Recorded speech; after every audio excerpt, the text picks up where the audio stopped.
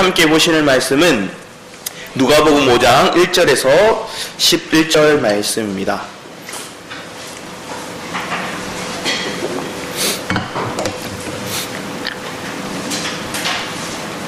누가복음 5장 1절에서 11절 말씀, 제가 가진 성경 신약 95페이지입니다. 우리 교독하면서 제가 한 절 읽고 여러분 한 절 읽고 교독하면서 읽도록 하겠습니다. 누가복음 5장 1절에서 11절 말씀입니다. 무리가 몰려와서 하나님의 말씀을 들을새 예수는 게네사렛 호숫가에 서서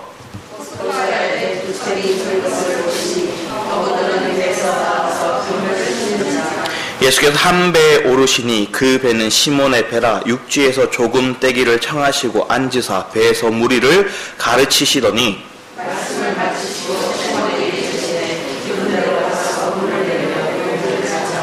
시몬이 대답하여 이르되 선생님, 우리들이 밤이 새도록 수고하였으되 잡은 것이 없지만은 말씀에 의지하여 내가 그물을 내리리다 하고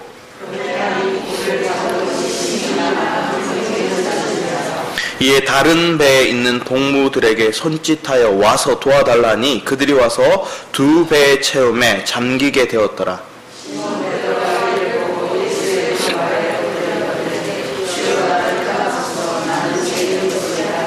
이는 자기 및 자기와 함께 있는 모든 사람이 고기 잡힌 것으로 말미암아 놀라고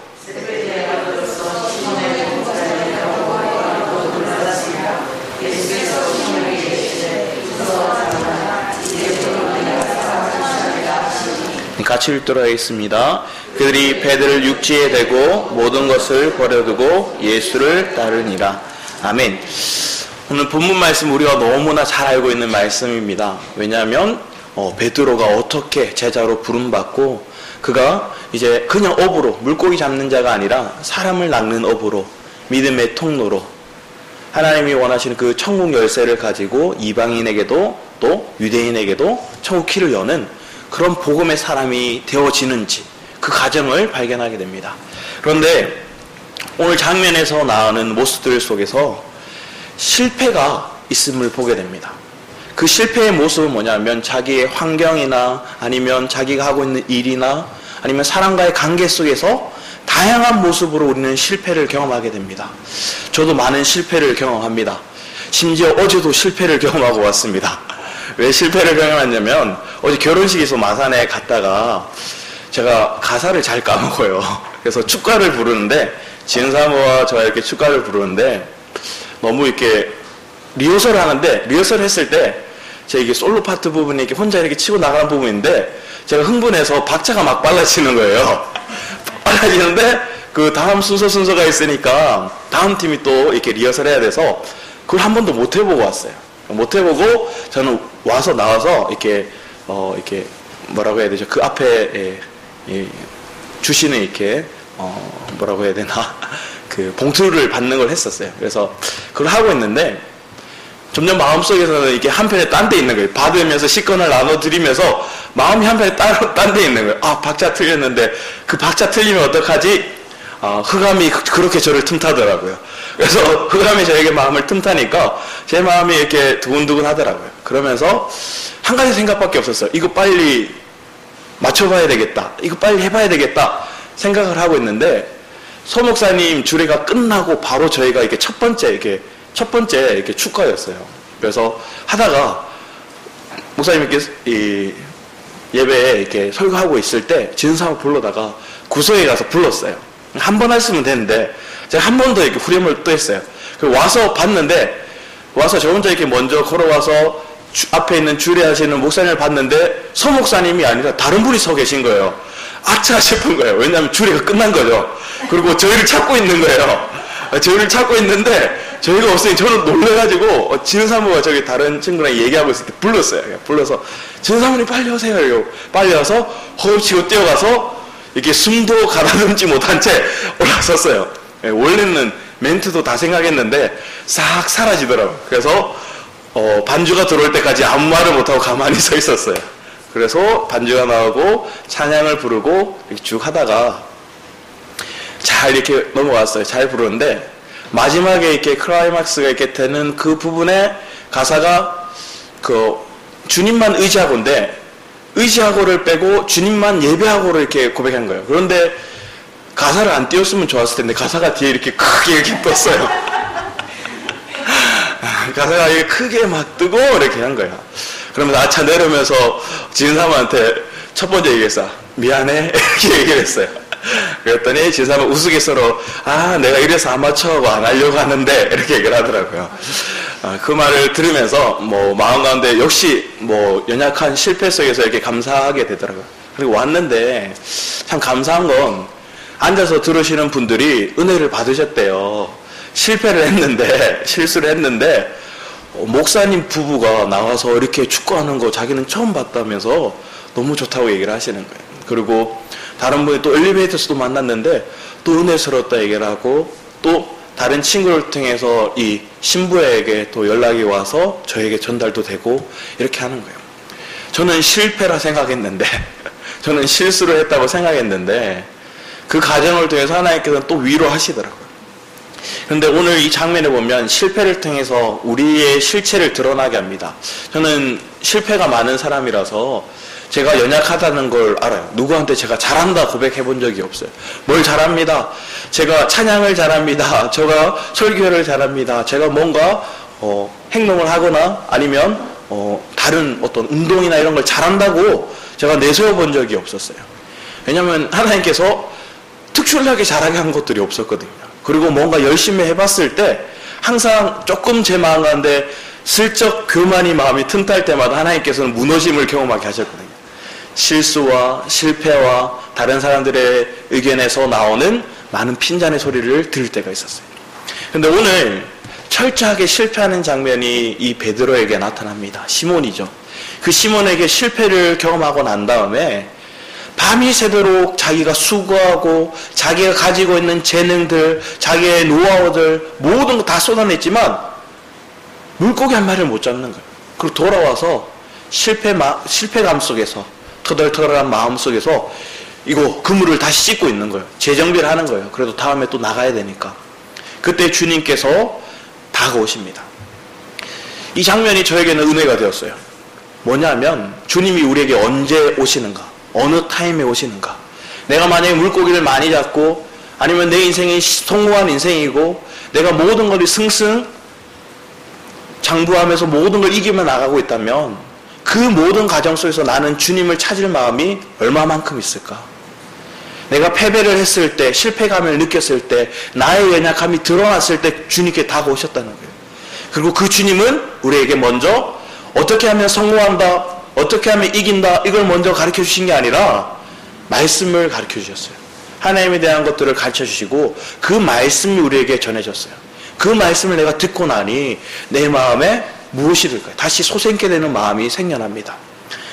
여러분 실패했을 때, 절망감이 들었을 때 그때 하나님께 다가와서 말씀으로 여러분의 삶 속의 생활 터전에서 실패를 경험하고 말씀을 들어왔다가 이 말씀 속에 여러분은 위로받지 않습니까? 말씀 속에 다시 하나님께 소망을 붙잡지 않습니까? 그리고 그 가운데서 나의 실체를 하나님께서 드러내시지 않습니까?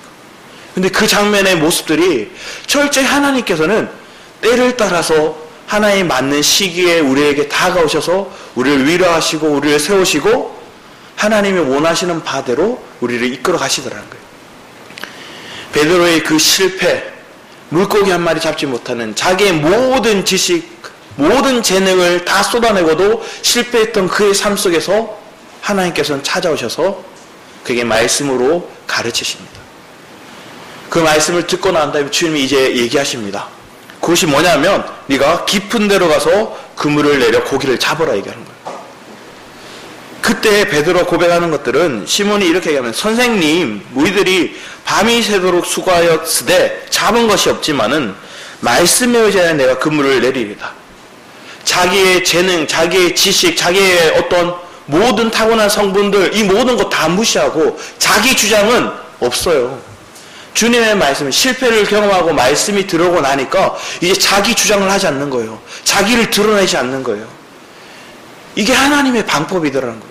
하나님 우리를 어떻게 깊은 곳으로 이끌어 가시는가, 우리의 실패를 통해서 우리를 더 믿음의 더 깊은 곳으로 하나님 우리를 어떻게 이끌어 가시는가. 이 삶 가운데 있다는 게 여러분 축복이심을 믿으시기 바랍니다. 우리의 삶이 실패를 해서 끝난 게 아니라 망한 게 아니라 하나님 더 깊은 곳으로 이끌어 가시더라는 거예요. 내 속에 타고난 성분이 다 드러나고 성질을 부리고 내 속에 있는 밑바닥이 드러나는 그 상황이 있을 때 하나님 그때 다가오셔서 우리에게 말씀으로 가르치시고 그 속에 위로하시고 그것을 통해서 아 나는 안 되구나, 주님이 이래서 필요하구나, 내 주장을 못하는 거예요. 하나님 다시 기회를 주시는 거예요. 나아가서 다시 도전해봐라. 그 도전에 하나님께서 하나님 내 타고난 성분들, 내 지식들, 내 주장으로 나가는 것이 아니라 하나님의 말씀을 의지해서 이제 나아갑니다. 그래서 깊은 곳에 던지기 원합니다. 내 삶이 하나님과의 교제 속에서 신부되고 거룩하게 된다는 것들이 상상할 수 없는 나의 미천하고 더러운 모습이 있지만 주님의 말씀이 나를 거룩하게 하고 흠없다 말씀하시니 그 말씀을 의지해서 내가 깊은 곳으로 나아갑니다. 하나님 나를 거룩해 하셨으니, 나를 성화시키셨으니 지금의 나의 모습을 보고 나아가는 것들이 아니라, 도전하는 것들이 아니라 주님의 말씀을 의지해서 그 주님의 완성됨이 내 삶 속에 나를 살리게 하시니 그 부활의 생명 되시는 말씀을 붙잡고 다시금 나아갑니다. 여러분, 많은 실패가 있을 때 나를 포기하게 됩니다. 많은 무너짐이 있을 때 나를 주장하지 않습니다. 내가 주장할 것들이 무엇이 있습니까? 지금 코로나 사태를 통해서 누가 이 모든 사건을 예견하고 이겨나가고 이것 가운데서 이길 수 있는 방법이 이겁니다 하고 제시할 수 있는 그 나라도 그 사람도 드러나지 않고 있습니다. 그런데 이 상황 가운데 우리는 알고 있어요. 우리가 어떻게 하면 이것을 돌파할 수 있고 동일한 상황이 있지만, 위기의 상황이 놓여져 있지만 이 상황 속에 내가 두려워하지 않고 염려하지 않고 실패가 있다 할지라도 내 마음 가운데 풍족해 하시는 그 주님을 위해서 다시 나아가고 도전할 수 있는가? 많은 실패가 있음에 걱정하지 않으시기 바랍니다. 그 실패는 우리로 더 깊은 곳으로 나아갈 수 있는 은혜를 하나님 허락하셨음을 믿으시기 바랍니다. 저는 그런 믿음 가운데서 저 자신을 다시 보는 거예요. 어제도 실패했지만, 어제도 무너졌지만, 어제도 많은 때로는 내 마음 가운데 고통스럽고 또 실수해서 또 축가를 망쳤네 이런 마음이 틈탈 때마다 하나님께서는 다른 사람들에서 위로하시고 또 그 가운데 하나님 힘을 얻게 하시고 또 나아갈 수 있는 힘을 발견하게 하시더라고요. 여러분 삶 가운데서 위로받을 대상은 그리스도이심을 우리는 고백합니다.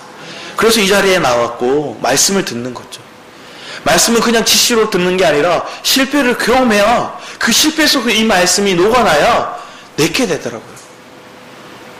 성경에서 말씀하는 것들은 주님을 아는 것들에, 주님을 체험하는 것들에 우리가 나아가야 된다고 고백합니다. 지식적으로 아는 것들이 아니라 체험 속에 아는 것들, 실제로 내가 경험 속에서 실제로 내가 실패를 하면서 실제로 그리스도를 부르면서 그 주님에 대해서 이겨나갈 수 있는 체험들이 내게 있느냐는 거예요. 그 체험을 하나님께 우리에게 허락하기 위해서 다양한 방법으로 다양한 모습으로서 사람과의 관계 속에서 환경 속에서도 때로는 내가 가지고 있는 직업과 내가 하고 있는 일 가운데서 하나님께서는 그 주님을 부를 수밖에 없는 상황으로 나를 이끌어 가시더라는 거예요. 주님을 찾을 수밖에 없고 말씀의 자리에 나오지 않으면 내가 말씀을 벗어나서 내가 혼자 살아가다 보면 스스로 내 생각이 올라오는 거예요. 이 자리에 보면 베드로 말고도 많은 어부들이 있었습니다. 많은 실패를 경험했던 사람들이 있습니다. 실패를 경험하고도 주님의 깊은 것을 체험하는 사람은 다 경험하는 것들이 아니라 소수가 그걸 경험하더라는 거예요. 그 소수는 누구냐? 주님을 찾는 사람이더라고요. 주님의 말씀에 귀 기울이는 사람이더라는 거예요. 내가 말씀에 나와서 이 말씀이 아니면 안 된다. 이 말씀을 통해서 생명을 내가 다시 공급받지 않으면 나는 다시 이겨나갈 수 없다. 우리는 또 나갑니다. 세상 가운데 돈 벌러 가야 되겠네. 또 세상에 가면 저 사랑의 강을 내가 회복해 봐야 되겠네. 이 문제를 해결하기 위해서 내 주변에 이걸 이길 만한 사람이 없는가? 사람을 찾고 재능을 찾고 그 사람의 어떤 다양한 방면의 모습들 속에서 드러나는 것들을 내가 거지근성으로 그들에게 도움을 구하고, 이 모든 것들이 하나님이 원하는 것들이 아닐 수 있다는 거예요. 철저히 하나님이 원하는 것들은 네가 내게 생명을 공급받기 원하고 네가 내게 생명을 공급받는 통해서 이기기 원한다. 먼저 환경이 바뀌지 않고 네 주변의 상황이 바뀌지 않더라도 내 중심 가운데 내가 부활의 생명으로 짜여져서 이기는 생명의 마음이 나를 사로잡으면 내가 먼저 주님과의 화목이 이루어진다. 그 주님과의 화목이 이루어지면 내 마음 가운데 평안과 기쁨이 회복되더라는 거예요. 그리고 주님의 약속의 말씀이 내 가운데 다시 솟아있게 되어서 나는 내 환경을 보고 내 삶을 보면 그 약속의 말씀이 안 이루어질 것처럼 보여지지만 주님의 말씀이 내게서 다시금 내 마음 가운데 불일 듯 하니까 그 말씀은 된다는 거예요. 그 말씀이 이미 이루어졌다는 거예요. 그 이루어진 세계를 내 마음을 다시 하나님 솟아있게 하고 부흥케 하고 다시 열정으로 뜨겁게 하더라는 거예요. 여러분 무엇으로 도전하고 열정을 가지고 나아갑니까?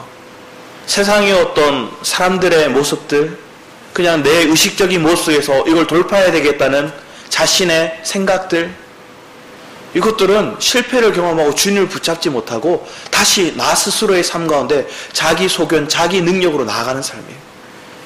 그런데 이 삶이 아니라 주님께 부르는 거죠. 주님을 찾는 거죠. 룻이라는 여인이 있습니다. 룻기 말씀을 보면 그 사사시대의 모습입니다. 그 사사시대의 모습은 실패의 연속이에요. 사사가 있었지만 그 사사가 실패예요.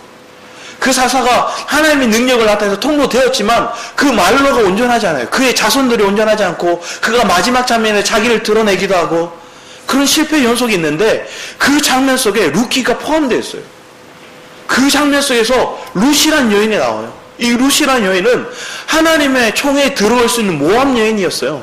그런데 그 여인이 패배한 인생인데 때로는 분리된 인생인데 도저히 하나님의 해에 들어와서 거룩한 신부가 될 수 없는 그런 인생인데 그 여인이 변화되기 시작합니다. 그런데 그 장면의 모습 속에서 룻기 1장에서 어떤 장면이 있느냐? 흉년이 드러납니다. 흉년이 드러남을 통해서 나오미의 가족들이 모압으로 가요.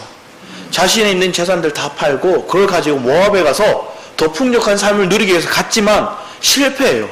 패배해요. 망해도 완전 망해요. 어떻게까지 망하느냐? 자신의 자손들, 기업을 이을 자까지 다 생명이 끊어져 버려요. 이제 남은 자는 나오미 그리고 두 며느리. 이 두 며느리는 모압 여인입니다. 도저히 소망이 없어 보입니다.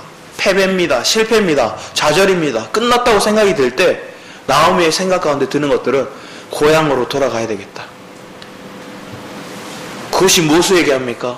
여러분의 삶 가운데 내 열심으로 그리스도 밖에서 살아갈 때 내가 가나안 땅에 있는 것은 그리스도 안에 살아가는 건데 그것을 벗어나서 그리스도 밖에서 내 열심으로 내 수고로 살아가는 그 삶 속에 패배를 경험한 거예요.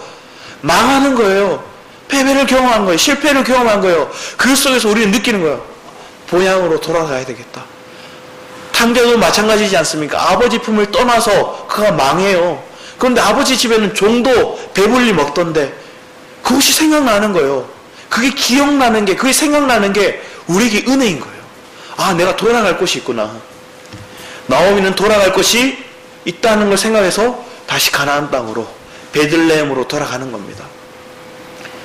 돌아갈 때 끝까지 붙잡고 나아간 사람이 누르신 거예요. 어머니 하나님이 나의 하나님 되고 내가 어머니를 모시지 않으면 그 하나님이 나를 저주를 내릴 겁니다. 나를 가라고 하지 마십시오. 룻이 이런 결단 속에서 돌아오게 됩니다. 룻기 1장은 패배의 장면이 나옵니다. 실패의 장면이 나오고 그 실패의 장면에서 돌이키는 장면까지 나오는 거예요. 그런데 2장의 장면은 무엇을 얘기하느냐? 맛보기인 거예요. 그리스도 안의 풍족을 맛보는 거예요.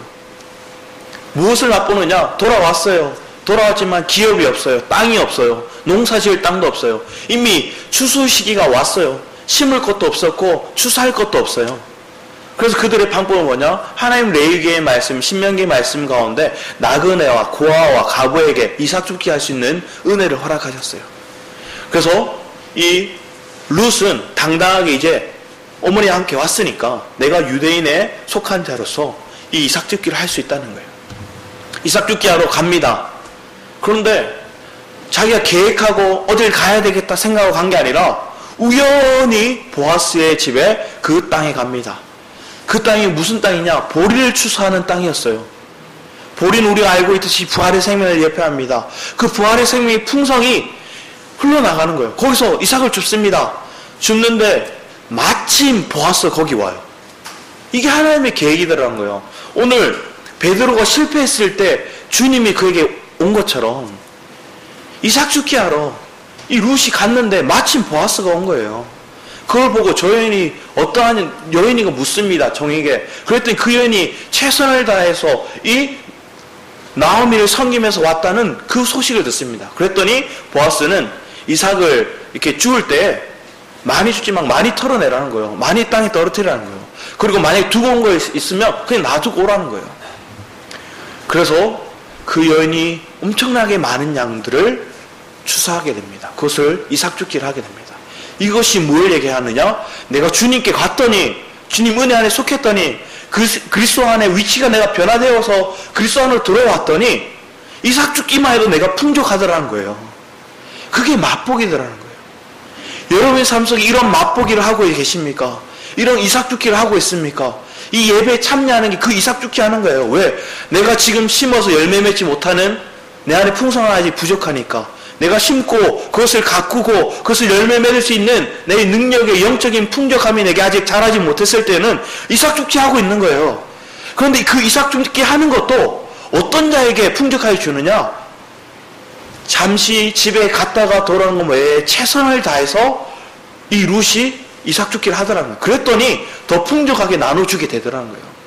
여러분의 말씀의 자리에 나와서 이 말씀을 사모하고 예배의 자리에 나가고 하나님 알기 위해서 기도하고 찬양하고 말씀을 듣기를 말씀을 보기를 사모하고 계십니까? 이게 이삭 죽기를 하는데 최선을 다하는 룻의 모습이라는 거예요. 이런 모습이 우리에게 있냐는 거예요. 이런 간절함이 우리에게 있냐는 거예요. 이런 것이 깊은 곳을 사모하고 나가는 우리의 중심이라는 거죠. 하나님께 이렇게 우리를 더욱더 주님 앞에 나아갈 수 있도록 하십니다. 내 안에 이런 갈망을, 이런 뜨거움을 주신 것들이 축복입니다. 이런 은혜를 주신 것들이 내가 말씀을 듣고 귀 기울이게 하는 것들이 은혜더라는 거예요. 베드로가 하나님 말씀을 듣고 그 말씀에 귀 기울였더니 그가 하나님 말씀이 내 소견, 내 자기 주견을 포기하게끔 할 수 있는 은혜의 위치로 바뀌게 하시더라고요. 루키 3장 4장의 말씀은 더 풍성함을 누리게 합니다. 그 여인이 더 사모하니까 기업을 이을 자 중에 한 사람의 보아스를 보고 그의 발밑에 갑니다. 축제가 있을 때 그 발밑에 가서 자기를 통해서 기업을 이을 수 있도록 그는 다가갑니다. 보아스는 놀라고 그것을 먼저 받아들이기 하고 은밀한 가운데서 자기보다 먼저 기업을 물을 수 있는 친척이기에 그 모든 과정을 이 보아스가 다 처리해요. 그리고 나서 사장에 와서 나오는 장면이 뭐냐? 마지막 절에 나오는 게 다윗이 그 계배에 나오는 거예요. 다윗이 그 계배에 나오는 거예요. 보아스를 통해서 오베스를 낳고 오베스가 이새를 낳고 이새를 통해서 다윗이 나오더라는 거예요. 마지막 절이 이렇게 끝나요. 사사기의 장면들은 그들이 왕이 없어도 뭐 자기 소견대로 살더라. 하나님과 분리된 모습이 나오는데 루키는 사사기에 속해 있는 모습인데 다윗이 나와서 왕이 될 자, 참된 왕이 될 자가 나오더라는 거예요. 부활의 생명의 근원 대신 그 그리스도가 나오더라는 거예요. 이기는 생명의 근원 대신 그 주님이 표현되더라는 거예요. 룻을 통해서 실패된 인생을 통해서 그가 그리스도 안에 있기만 했는데 그 이삭 죽기를 통해서 은혜를 사모하게 되었는데 부활의 생명의 대신 보리를 그가 받아들였더니 그 생명 속에서 다윗이 그 생명에서 참된 승리하시는 그 왕이 태어나더라는 거예요. 여러분께서 이 왕이 이기는 자가 드러나기를 소망합니다. 그것을 사모하기 위해서 나는 얼마만큼 간절하게 귀 기울이고 있는가? 내가 사모하고 있는가? 내 실패를 왜 경험할까요? 실패를 경험해야 주님을 찾거든요. 많은 사람이 실패를 경험했지만 안 찾더라는 거예요. 주변 사람을 찾고 능력 있는 사람을 찾고 자기의 남은 그 재주들, 내가 가지고 있는 능력들, 내가 가지고 있는 부를 사용하더라는 거예요. 그래서 축복이 뭔가? 내가 드러낼 만한 게 없는 게 축복이더라는 거예요. 내가 내세울 만한 게 없는 게, 내 지식을 내세울 만한 게 없고, 내 부를 드러낼 만한 게 없고, 인맥을 드러낼 만한 게 없는 거, 내 학벌을 드러낼 만한 것들이 없는 게 축복이더라는 거예요. 왜? 그래야 나를 포기하고 주님의 더 귀 기울이더라는 거예요. 그런 은혜가 제게 있음을 저는 감사하게 됩니다. 그런데 저만 그것이 주장된 게 아니라 여러분의 삶에도 그 삶을 하나님 허락하신 줄 믿습니다. 그래서 하나님 더 발돋움하도록 더 하나님께 나아가도록 우리를 이끌어 가시더라는 거예요. 우리는 이 장면의 모습들, 실패로 끝나는 모습들 우리가 잘 알고 있다. 우리는 이 말씀 알고 있지. 하나님 깊은 곳으로 순종했더라. 이건 이론이더라는 거예요. 베드로가 어떻게 순종할 수 있었는가? 실패 속에서 자기를 발견한 거예요. 그리고 하나님 말씀에 순종해서 깊은 곳에 던졌더니 자기 스스로 혼자서는 이걸 못 건져요. 그 주변 사람을 불러서 같이 체험하게 됩니다. 많은 사람이 함께 이걸 보게 됩니다. 실제로 하나님 말씀의 역사가 어떻게 드러나는지 봅니다. 그런데 대부분의 사람은 그냥 놀라요. 왜 놀랐을까요? 자기 노력, 자기 수고로 했을 때는 실패했는데 말씀이 일어나서 놀라운 능력이 체험되는 거, 은사적인 체험을 하는 것들로 끝나버리더라는 거예요. 그런데 여기서 베드로는 고백해요. 그가 분명히 처음에는 선생님 하면서 그 말씀을 따르기 원합니다. 순종합니다. 고백했는데 그 순종의 삶에서 체험의 삶이 돼버리니까 그 체험의 삶 속에는 그가 이제 고백하는 것들이 주여 이렇게 고백하더라는 거예요. 우리의 삶이 실패 속에서 내 삶의 주인이 주님이 되시다는 것들을 체험할 수 있는 은혜로 하나님 이끌어 가시더라는 거예요. 그 은혜가 여러분의 삶 속에 하나님 체험케 하심을 믿습니다. 그래서 주님을 우리는 이제 고백하는 것들이 주님을 고백하는 거예요. 입술로만 내가 주인 되시는 그 주님을 찬양합니다. 나의 주인 되신 주님을 의지합니다.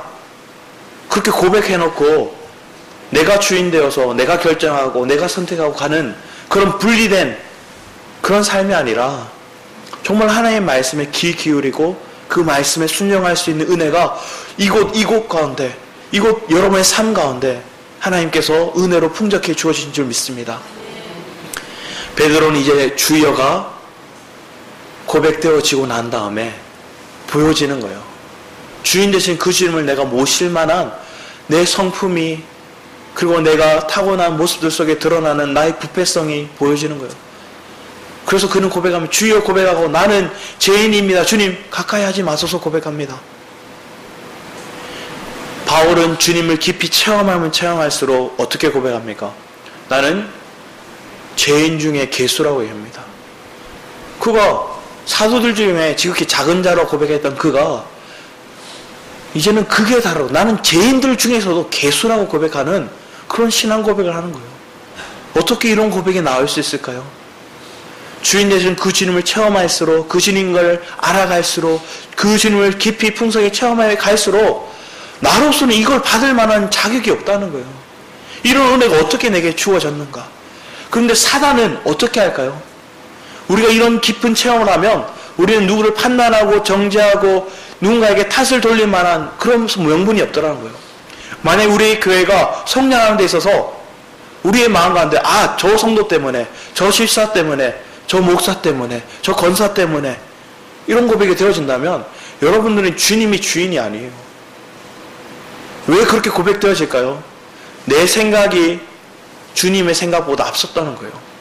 주님의 마음은 어떻게 할까요? 저 사람 때문에 아니라 내가 먼저 깊이 체험하지 못했고 내가 먼저 그 통로 되지 못했고 그 사람에게 생명을 흘러내지 못했던 나를 보는 거예요. 사단의 계략은 저 사람의 실패, 저 사람의 부족함, 저 사람의 연약함을 내 입술로 고백해서 판단하고 정죄하게 만듭니다. 그래서 갈등하게 만들고 분리하게 만듭니다. 엘베델이 하나님의 생명사역을 하는 데 있어서 제일 사단의 계략은 뭐냐? 분리하는 거예요. 판단하는 거예요. 저 사람은 저렇지, 저 목회자 저렇지, 저 성도 저렇지.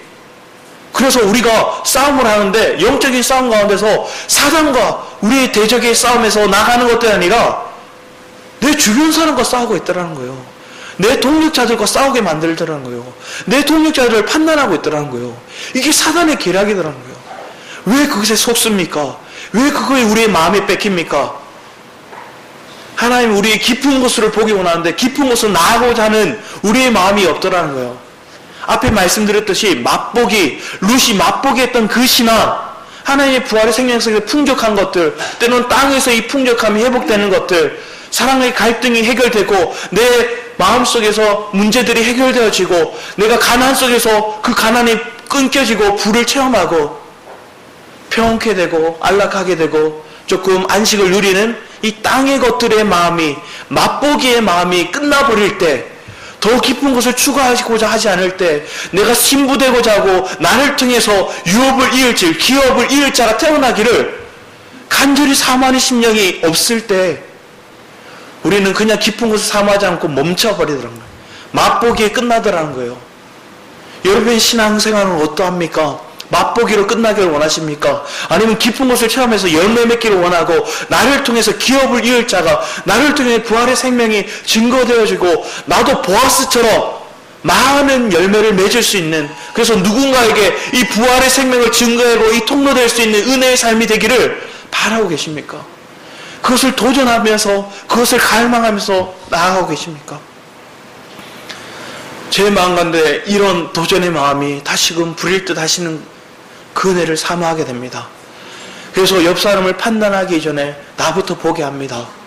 그리고 누군가를 미워하는 마음 대신에, 내가 미워할 대상은 사람밖에 없어요. 내가 싸워야 될 대상은 내 가족이, 내 남편이, 내 아내가 아니라, 내게 속해 있는 이 한 가족의 성도들이 아니라, 목회자가 아니라, 저 집사님, 저 권사님, 저 장로님이 아니라 사단이라는 거예요. 그 사단이 그들을 속이고 있다는 거예요. 그런데 그 속이고 있는 그들에게 내 마음의 하나님의 생명이 통로되어서 흘러가면 그들도 발견하는 거예요. 빛을 보는 거예요. 그들도 이삭죽게 할 수 있는 거예요. 내 삶을 통해서 간증하고 증거되는 것들이 표현되어지고 증거되어지고 있다는 거예요. 그래서 여러분의 삶이 보어스의 삶이 되기 원합니다.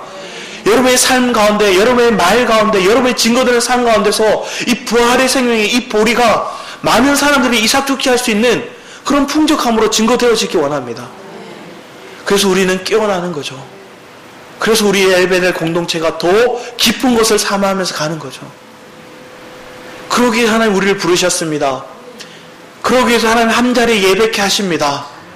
그러기 위해 말씀을 사모하면서, 지금은 내가 비록 이삭죽게 하는 삶이라 할지라도, 비록 내가 지금 실패한 모습 속에서 하나님의 위로하심을 근근히 회복되어만 가네요. 그 하나님의 보리를, 그 하나님의 부활의 생명을 나 혼자 채워가기를 급급한 인생이긴 하지만, 하나님 분명히 이걸 체험케 하셨으면 분명히 승리케 하실 거라는 거예요.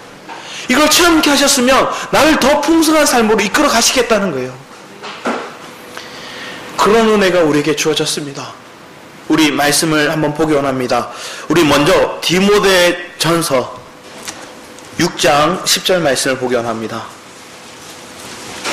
디모데 전서 6장 10절 말씀입니다.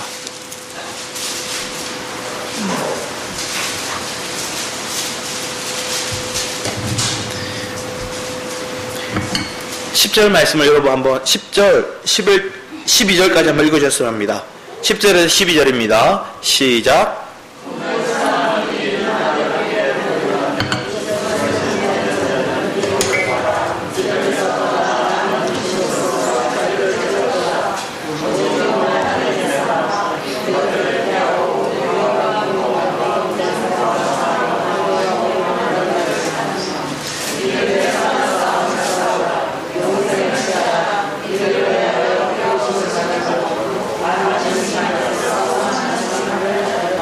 아멘. 여러분, 이걸 증거하는 증언자가 되실 줄 믿습니다.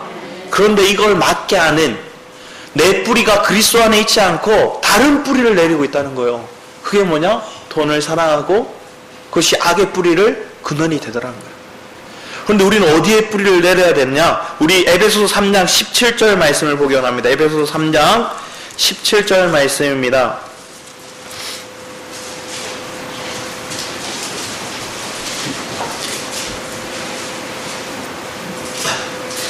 17절에서 21절까지 또 한 목소리 읽어주셨어야 합니다. 17절에 21절까지입니다. 에베소서 3장 17절에 21절입니다. 시작.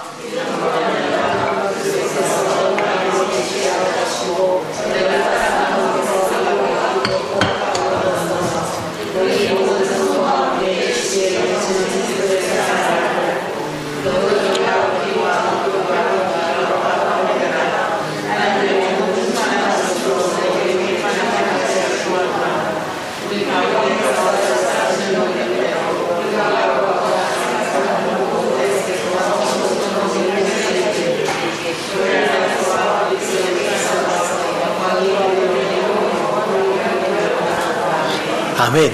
우리는 그리스도의 사랑 안에서 뿌리를 견고히 내리고 털을 굳게 하고 우리의 삶 가운데서 이런 믿음의 사모함이 내가 더 이상 악의 뿌리 내리지 않게 원하면 그것을 끊어내버리고 내가 이제 그리스도 안에 뿌리 내리기 원합니다.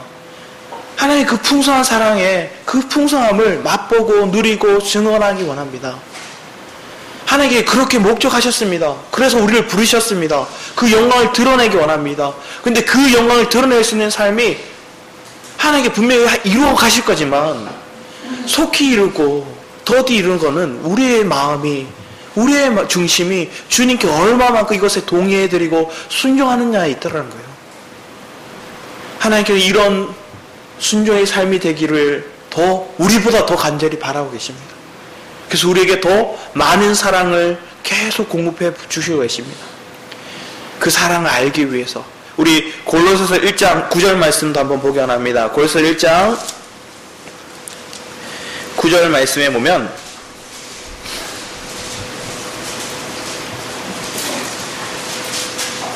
일단 9절 이하 말씀을 제가 한번 읽어보도록 하겠습니다.